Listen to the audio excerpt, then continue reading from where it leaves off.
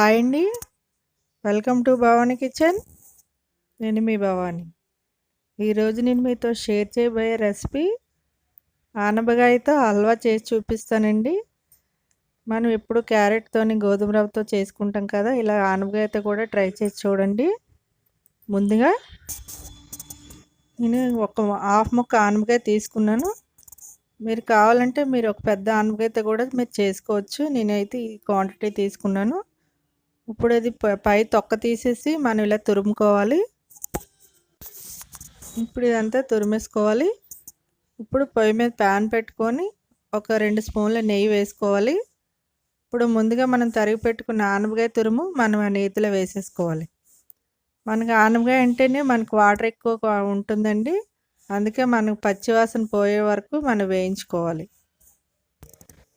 ఆనపకాయ ఆరోగ్యానికి ఎంతో మంచిది. మనం అన్ని కూరల్లో చేసుకుంటాం కాబట్టి ఇలా స్వీట్ పరంగా చేసి పెడితే పిల్లలకి కూడా మనకు పెట్టినట్టు ఉంటుంది, వాళ్ళు కూడా ఇష్టంగా తింటారు. ఇప్పుడు చూసారా, ఇది వాటర్ అంతా ఇంకిపోయింది. ఇప్పుడు మనం షుగర్ వేసుకుందాం. ఈ క్వాంటిటీకి మనం 3 వంతులు షుగర్ వేసుకున్నాను, 1 వంతు వదిలేసాను. మీరు తీపి తక్కువ తినే వాళ్ళు ఇంకా తక్కువ వేసుకోవచ్చు. పంచదార అంతా మనకు మెల్ట్ అయిపోవాలి. చూసారా, పంచదార అంతా కరిగిపోయింది. ఇప్పుడు మనం కాచి చల్లారబెట్టుకున్న పాలు వేసుకుందాం. మనం పచ్చిపాలు కూడా డైరెక్ట్గా వేసుకోవచ్చు, కాకపోతే పాలు అనేవి ఒక్కొక్కసారి విరిగిపోతుంటుంది, మనకు హల్వా పాడైపోతుంది. అందువల్ల మనం కాచి మరిగించుకున్న పాలు మటుకు వేసుకోవాలి. టైం అనేది పడుతుంది, మనకి హల్వా అనేది తిక్కుగా రావాలి కాబట్టి. సరే, నాకు ఒక దగ్గర 20 నిమిషాలు పట్టింది. ఇప్పుడు కొద్దిగా జీడిపప్పు పలుకులు, కొద్దిగా సారపప్పు అంటారు కదా, అది కూడా కొద్దిగా నేతిలో వేయించుకొని మనం హల్వాలో వేసేసుకుందాం.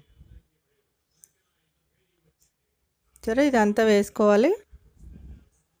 ఇప్పుడు ఇది దగ్గర పడుతుంది, మనకి ఇంకా హల్వా అనేది దగ్గర పడాలి. మనం అలా కలుపుతూనే ఉంటే మనకి మాడకుండా హల్వా అనేది పర్ఫెక్ట్గా వస్తుంది. సరే, ఇదంతా సైడ్లు కూడా మనకి పాలు అనేవి అంటుకుపోతున్నాయి, ఇవంతా సైడ్లు తీస్తూ కలుపుతూ ఉండాలి. సరే, ఇది దగ్గర పడిపోయింది మనకి హల్వా అనేది. మనం చల్లారనిద్దాం. ఇదంతా చల్లారిపోయిందో బౌల్లో వేసుకుందాం. ఆనపకాయతో హల్వా అనేది రెడీ అయిపోయింది. మీరు కూడా ట్రై చేసి చూడండి. ఈ వీడియో మీకు నచ్చితే లైక్ చేయండి, షేర్ చేయండి. మరిన్ని వీడియోస్ కోసం మా ఛానల్ సబ్స్క్రైబ్ చేయండి. పక్కనే ఉన్న బెల్ ప్రెస్ చేయడం మర్చిపోకండి.